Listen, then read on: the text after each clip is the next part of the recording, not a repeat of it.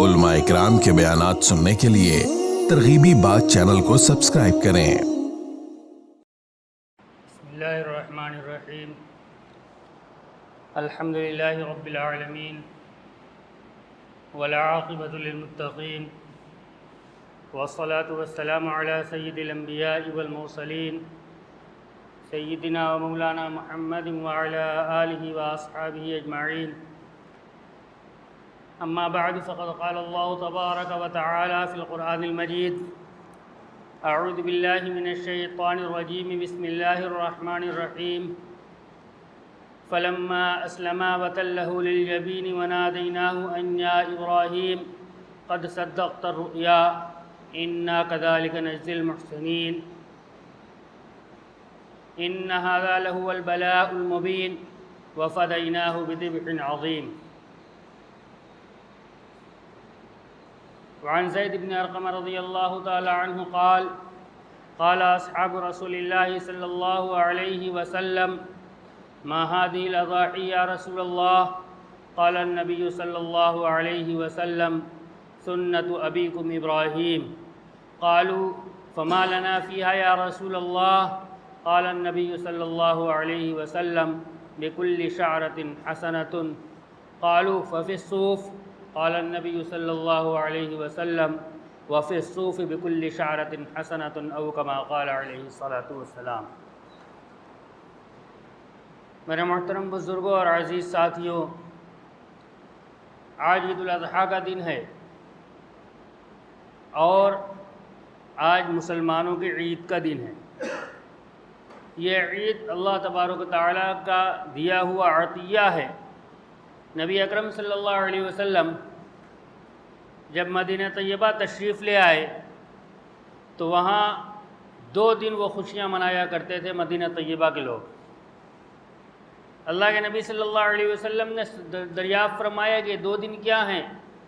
تو ان کا جواب تھا: کنا نلعب فیہما فی الجاہلیہ، کہ ہم زمانہ جاہلیت سے ان 2 دنوں کے اندر خوشیاں مناتے چلے آئے ہیں، لہذا اسلام آنے کے بعد بھی وہ 2 دن اپنی روایت کے مطابق اور اپنے رواج کے مطابق چلے آ رہے ہیں۔ اللہ کے نبی صلی اللہ علیہ وسلم نے ارشاد فرمایا: قد ابدلکم اللہ بہما خیرا منہما یوم الاضحیٰ و یوم الفطر۔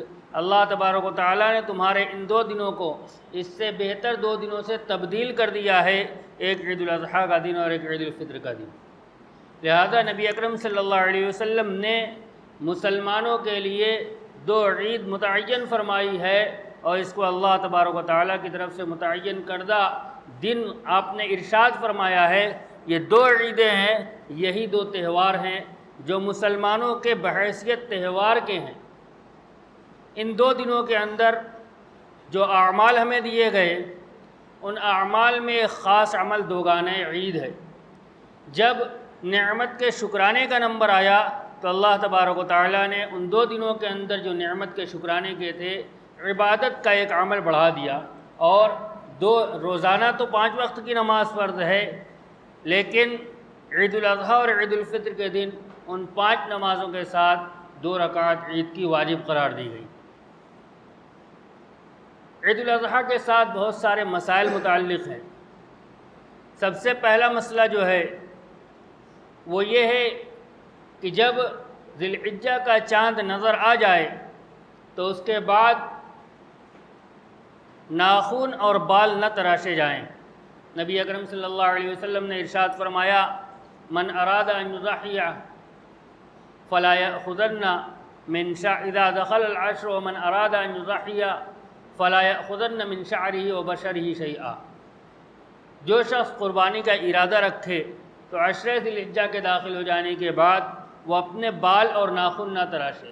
اس سلسلے میں بعض لوگوں کو یہ احساس ہوتا ہے کہ جو چمڑا وغیرہ ہے اس کا بھی کاٹنا وہ اس حکم کے اندر داخل نہیں ہے۔ بال اور ناخن کا خاص حکم ہے، بال اور ناخن نہیں تراشا جائے، لیکن یہ حکم استحباب کے درجے کا ہے، اس کا قربانی کے عمل سے کوئی تعلق نہیں ہے۔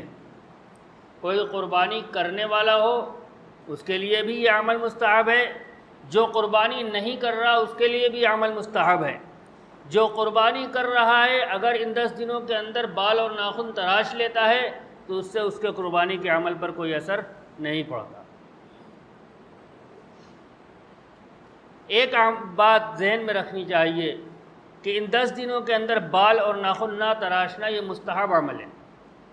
اس کا ہمارے یہاں اہتمام بہت پایا جاتا ہے، ہونا بھی چاہیے، اس سے انکار نہیں ہے، لیکن وہ حضرات جو حضرت نبی اکرم صلی اللہ علیہ وسلم کی سنت اور حکم کے اعتبار سے واجب یعنی داڑھی بڑھانے سے رکتے ہیں اور ان 10 دنوں کے اندر بال نہیں تراشتے، اس عمل اس استحباب کو سامنے رکھ کر دونوں کو آدمی سامنے رکھے، داڑھی کا بڑھانا یہ ایک واجب عمل ہے۔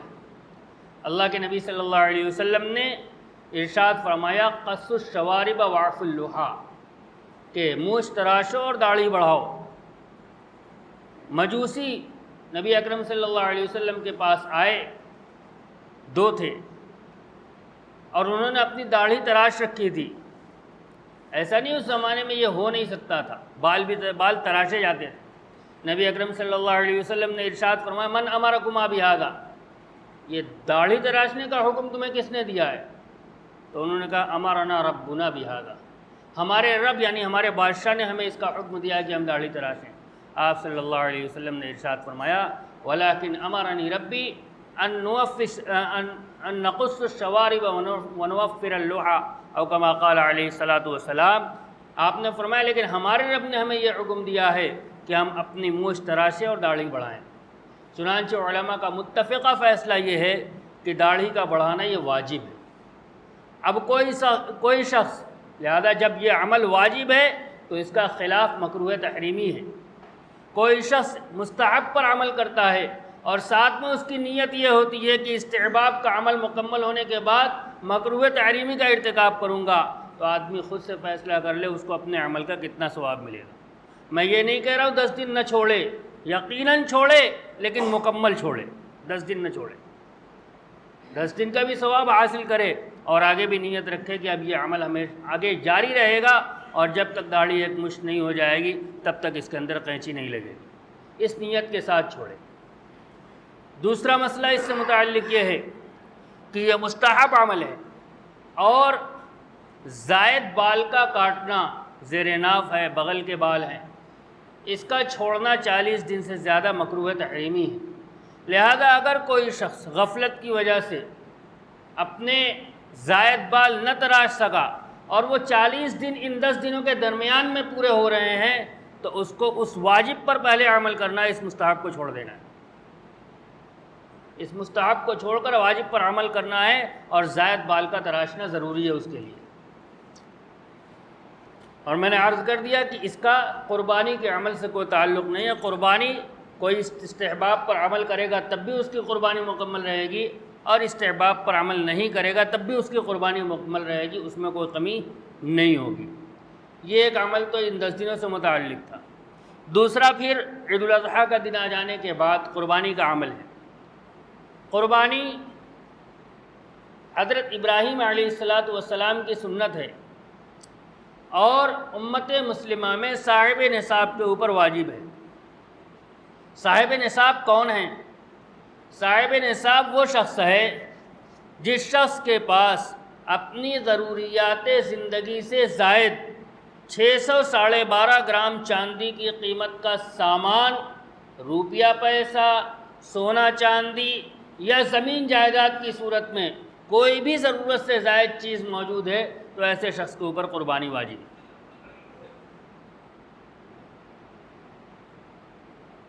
ضروریات زندگی کیا ہیں؟ کتابوں کے اندر جو اس کی مسئلہ لکھا ہوا ہے، روزانہ کے استعمال کے برتن، روزانہ کے استعمال کا کپڑا، روزانہ کے استعمال کی سواری اور اپنا رہنے کا مکان، چاہے کرائے کا ہی کیوں نہ ہو۔ اس کے علاوہ جتنی چیزیں ہیں سب جوڑا جائے گا، سب کی قیمت اگر 612.5 گرام چاندی کی قیمت کو پہنچ جاتی ہے تو ایسے شخص کے اوپر قربانی واجب ہے۔ اللہ کے نبی صلی اللہ علیہ وسلم نے ارشاد فرمایا من وجد ساعۃ ان یضحی ولم یضحی فلا یقربن مصلانا، کہ جس شخص کے پاس وسعت موجود ہو اور اس کے باوجود وہ قربانی نہ کرے تو وہ ہماری عیدگاہ کے قریب نہ آئے۔ اور دوسری روایت کے اندر نبی علیہ الصلوۃ والسلام نے ارشاد فرمایا، جس شخص نے نماز عید پڑھنے سے پہلے قربانی کر لی تو اس نے اپنے گھر والوں کے لیے گوشت اکٹھا کر لیا، اس کی قربانی نہیں ہوئی، نماز عید کے بعد وہ دوبارہ قربانی کرے۔ اس سے بھی پتہ چلتا ہے کہ قربانی واجب ہے۔ اگر قربانی سنت ہوتی تو دہرانے کا حکم نہ دیا جاتا، اور وعید سنت عمل پر نہیں ہوا کرتی، وعید واجب کے چھوڑنے پر آتی ہے۔ یہی اصول ہے، جس عمل کے چھوڑنے پر وعید وارد ہو جائے وہ عمل واجب ہو جاتا ہے۔ اور خود نبی اکرم صلی اللہ علیہ وسلم نے بغیر تخلف کے 10 سال آپ مدینہ منورہ کے اندر رہے ہیں، آپ نے 10 کے 10 سال قربانی کی ہے، کبھی چھوڑا نہیں ہے۔ یہ بھی اس بات کی دلیل ہے کہ قربانی واجب ہے۔ ہر اس شخص کی طرف سے واجب ہے جس کے پاس وسعت ہو، یعنی وہ صاحب نصاب ہو۔ روایت میں نے آپ کے سامنے نقل کر لی، من وجد سعادا ان یضحی ولم یضحی فلا یقربن مصلانا، کہ وسعت کے باوجود اگر قربانی نہ کرے تو وعید ہے۔ صاحب نصاب،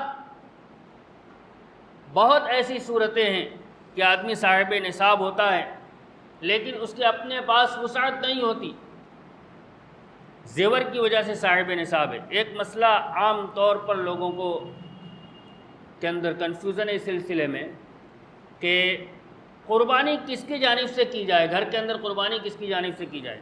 ایک عام مزاج یہ ہے کہ مرد گھر کا مالک ہے لہذا اس کی جانب سے قربانی ہوگی، لیکن جو بھی صاحب نصاب ہے اس کی جانب سے قربانی ہوگی۔ ہمارا معاشرہ جو ہے، ہمارے معاشرے کے اندر شادی کے اندر زیور بنتے ہیں۔ زیور دو طرح کے ہوتے ہیں، ایک زیور وہ ہوتا ہے جو دلہن اپنے میکے سے لے کر آتی ہے، اور ایک زیور وہ ہوتا ہے جو سسرال سے بنتا ہے، یعنی لڑکے کے گھر سے بنتا ہے، اور وہ بھی استعمال وہی عورت کرتی ہے، دلہن ہی کرتی ہے۔ لیکن عرف کے اندر ہمارے یہاں جو میکے کا زیور ہے اس کی مالک تو لڑکی ہوتی ہے، لیکن جو سسرال سے زیور بنتا ہے لڑکے کے گھر سے اس کا مالک لڑکا ہوتا ہے۔ اس کا پتہ کب چلتا ہے؟ اس کا پتہ تب چلتا ہے جب کبھی اس رشتہ زوجیت کے ٹوٹنے کا نمبر آتا ہے، نکاح ختم ہونے کا نمبر آتا ہے، تو اس عورت کو اس بات کی اجازت نہیں ہوتی کہ وہ سسرال کا زیور لے کر اپنے ساتھ جائے۔ سسرال کا زیور سسرال میں رہے گا، اب جب دوسری بیوی آئے گی تو وہی زیور وہ استعمال کرے گی۔ کیوں؟ اس لیے کہ ملکیت لڑکے کی تھی، جب وہ جائے گی تو اپنا لے کر جائے گی، اس کا لے کر نہیں جائے گی۔ جو بیوی رہے گی وہ استعمال کرے گی۔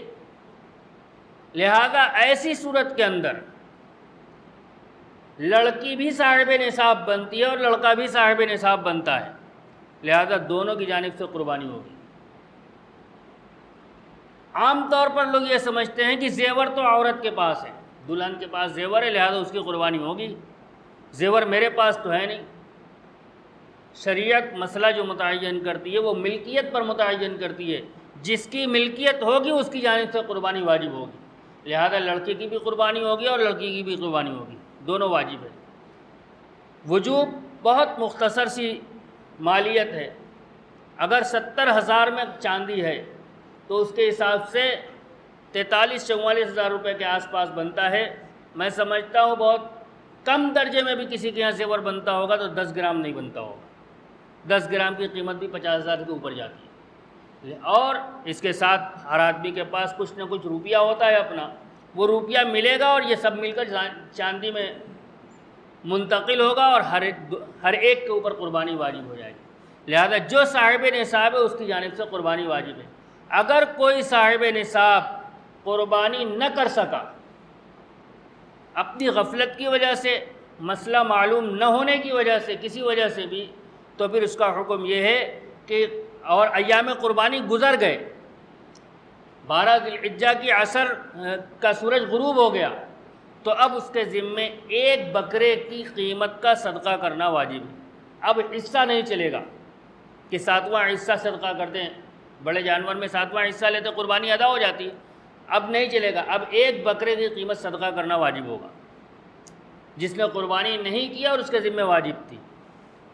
اگر کوئی شخص ایسا ہے جس کے اوپر قربانی واجب تو نہیں ہے لیکن اس نے قربانی کی نیت سے کوئی جانور خرید لیا، اب اس کے ذمے اسی جانور کی قربانی واجب ہے، لہذا اگر وہ جانور مر جاتا ہے یا گم ہو جاتا ہے تو اس کی قربانی بھی ختم،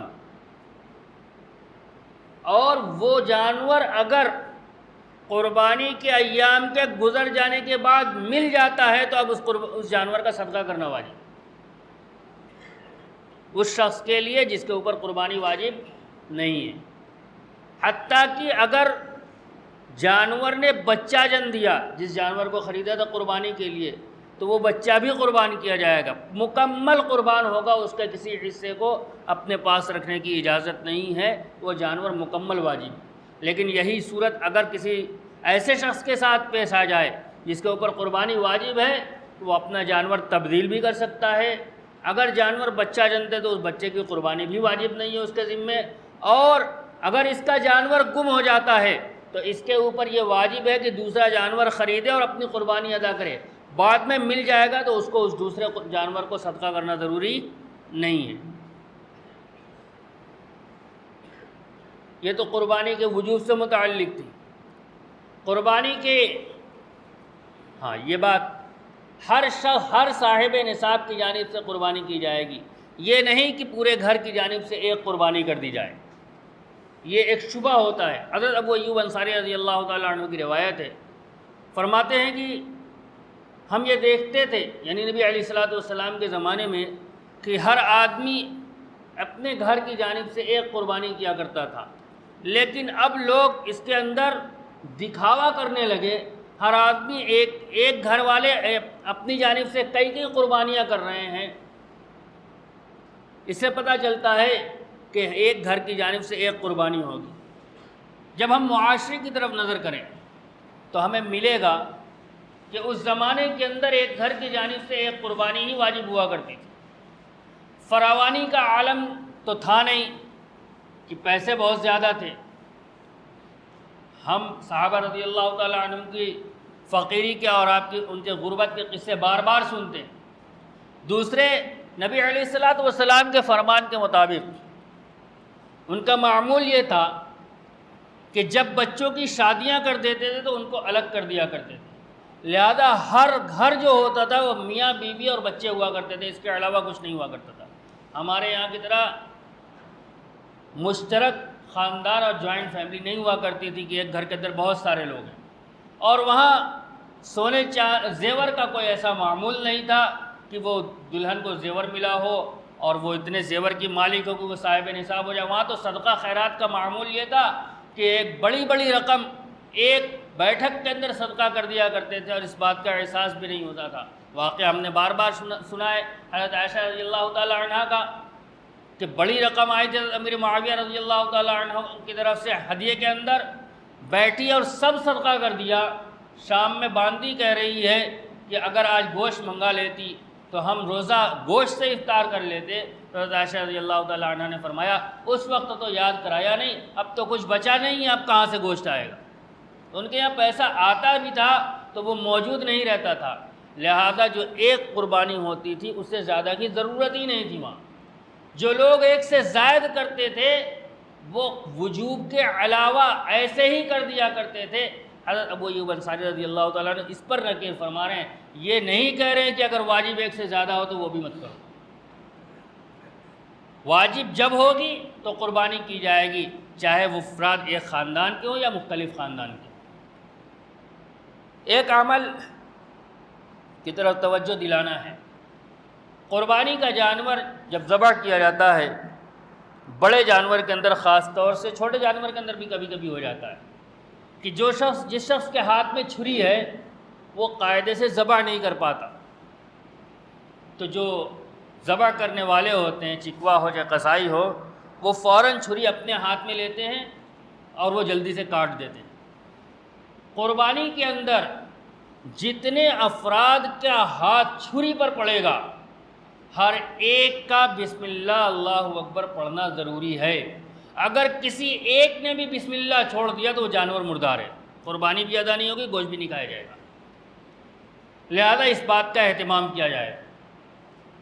اول تو یہ کہ کوشش یہ کی جائے کہ مکمل ذبح اپنے ہاتھ سے کیا جائے، ذبح کرنے والے کو ہاتھ نہ لگانا پڑے گوشت بنانے والے کو، ورنہ کم سے کم ان کو اس بات کا پابند بنا دیا جائے، بلکہ ہر ایک کو پابند بنا دیا جائے کہ جو آدمی بھی جانور کے قریب ہے، چاہے وہ جانور کے کسی حصے کو پکڑ رکھا ہو، اس نے دم پکڑ رکھی ہو، پاؤں پکڑ رکھا ہو، ہر ایک بسم اللہ کہے گا، ہر ایک بسم اللہ کہے گا۔ اب چاہے چھری کسی کے ہاتھ میں لگے یا نہ لگے، انشاءاللہ جانور حلال رہے گا اور قربانی ادا ہو جائے گی۔ جانور کے ذبح کرنے میں کم علمی کی وجہ سے بعض جہلا جانور کا سر قبلہ کی طرف کر دیتے ہیں اور پاؤں کر دیتے ہیں دکن کی طرف، حالانکہ جانور کی عبادت نہیں ہو رہی، عبادت ذبح کرنے والے کی ہو رہی ہے، لہذا اس کا رخ قبلہ کی طرف رہے گا۔ اور اس کا رخ قبلہ کی طرف کب ہوگا؟ جب جانور کا پاؤں پچھم کی طرف ہو جائے گا، اس کی گردن دکن کی طرف ہوگی، اور پھر دائنے ہاتھ میں چھری پکڑ کے جب یہ کھڑا ہوگا تو اس کا رخ قبلے کی طرف ہوگا۔ ہاں، جانور کو جب ذبح کیا جائے تو اس کی گردن پکڑ کر اس کا رخ ایسے کر دیا جائے، جب ایسے کیا جائے گا تو اس کا رخ بھی قبلے کی طرف ہو جائے گا۔ بالکل سیدھا دبائیں گے تو اس کا رخ دکن کی طرف جائے گا، لیکن تھوڑا سا اگر اس کو ترچھا کر دیں گے تو اس کا رخ بھی قبلہ کی طرف ہو جائے گا۔ اس طریقے پر ذبح کیا جائے گا۔ کم سے کم 3-4 رگوں میں سے 3 رگ کا کٹنا ضروری ہے۔ 3 رگ جب تک نہیں کٹے گی تب تک یہ ذبح مکمل نہیں ہوگا۔ ایک صورت یہ کبھی بن جاتی ہے کہ جانور بھدک گیا اور ہاتھ نہیں آ رہا، اگر بڑا جانور ہے تب تو اب ہاتھ آنے سے رہا، ایسی صورت میں جہاں بھی چھری چلائی جا سکتی ہے وہاں پر چھری چلا دی جائے گی، اور یہ ذبح اضطراری ہے، اور ایسی صورت میں ذبح صحیح ہو جائے گا اور قربانی ہو جائے گی۔ بسم اللہ پڑھ کے اگر کوئی صورت نہیں بنتی تو بسم اللہ پڑھ کر چھری پھینک کر بھی ماری جا سکتی ہے، ایسی صورت میں بھی ذبح مکمل ہو جائے گا۔ ایک مسئلہ اور بتا کر بات ختم کر دیتا ہوں۔ نفلی قربانی،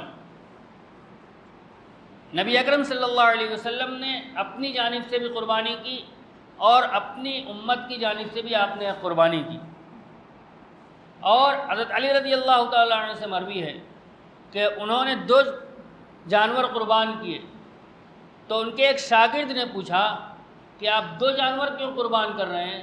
تو انہوں نے کہا نبی اکرم صلی اللہ علیہ وسلم نے مجھے وصیت کی تھی کہ میں ایک قربانی ان کی جانب سے بھی کروں، لہذا ایک قربانی اپنی جانب سے کرتا ہوں، ایک قربانی نبی اکرم صلی اللہ علیہ وسلم کی جانب سے کرتا ہوں۔ یہ قربانی نفلی ہے۔ نفلی قربانی کسی کی جانب سے بھی کی جا سکتی ہے۔ اگر ایک نفلی قربانی کے اندر متعدد افراد شریک ہو کر ایک نام سے قربانی کریں اور اس کا ثواب اس کو پہنچائیں تو یہ عمل جائز ہے۔ مفتی سلمان صاحب منصور پوری دعوت برکاتہم نے کتاب المسائل کے اندر فتاوی محمودیہ کے حوالے سے لکھا ہے کہ ایسی صورت میں قربانی جائز ہو جائے گی۔ ہاں، ایک مسئلہ اور ہے، بڑے جانور کی قربانی کے اندر 7 حصے ہوا کرتے ہیں۔ 7 حصے ہونا ضروری نہیں ہے، 7 سے زائد نہ ہونا ضروری ہے۔ لہذا ہمارے یہاں ہوتا یہ ہے کہ ابھی 5 ہی حصہ ہوا ہے، لہذا چھٹا اور 7واں ڈھونڈا جائے۔ چھٹا 7واں ڈھونڈنے کی ضرورت نہیں ہے، 5 کی جانب سے قربانی کافی ہو جائے گی، 1 کی جانب سے، 2 کی جانب سے، 3 کی جانب سے، 7 تک یہ کافی ہو جائے گی۔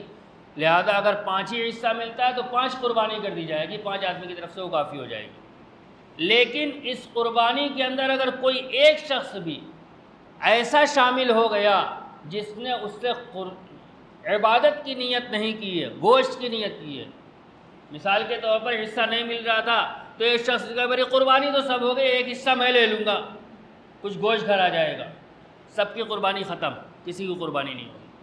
ہر ایک کا عبادت کی نیت سے شریک ہونا ضروری ہے۔ ہاں، عبادت کی جہتیں مختلف ہو سکتی ہیں، کوئی عقیقہ کی نیت سے شریک ہو جائے تب بھی چلے گا، حتیٰ کہ ولیمہ جو سنت ہے، سنت ولیمے کی نیت سے بھی اگر قربانی کے اندر شریک ہو جاتا ہے تب بھی قربانی ہو جائے گی۔ لیکن صرف گوشت حاصل کرنے کے لیے کہ گھر کے اندر گوشت آ جائے گا اس لیے شریک ہو گیا ہے تو پھر کسی کی قربانی نہیں ہوگی۔ یہ متفرق مسائل تھے، چند متفرق باتیں تھیں، وقت مکمل ہو گیا ہے۔ اس کے علاوہ اور جو مسائل پیش آئیں اس کو علماء کرام کی طرف رجوع کر کے معلوم کر لیں۔ کوئی بھی عمل اپنی ثواب دید سے قیاس کر کے لوگ کرتے ہیں اس طریقے پر نہیں کرنا چاہیے، اس لیے کہ قربانی کی ادائیگی یہ اصل ہے۔ ہماری تھوڑی سی غفلت کی وجہ سے ہمارا واجب ہمارے ذمے میں باقی رہ جائے گا۔ اللہ تبارک و تعالی ہمیں توفیق عطا فرمائے۔ وآخر دعوانا الحمدللہ رب العالمین۔ مزید علماء کے بیانات سننے کے لیے ترغیبی بات چینل کو سبسکرائب کریں۔ جزاک اللہ۔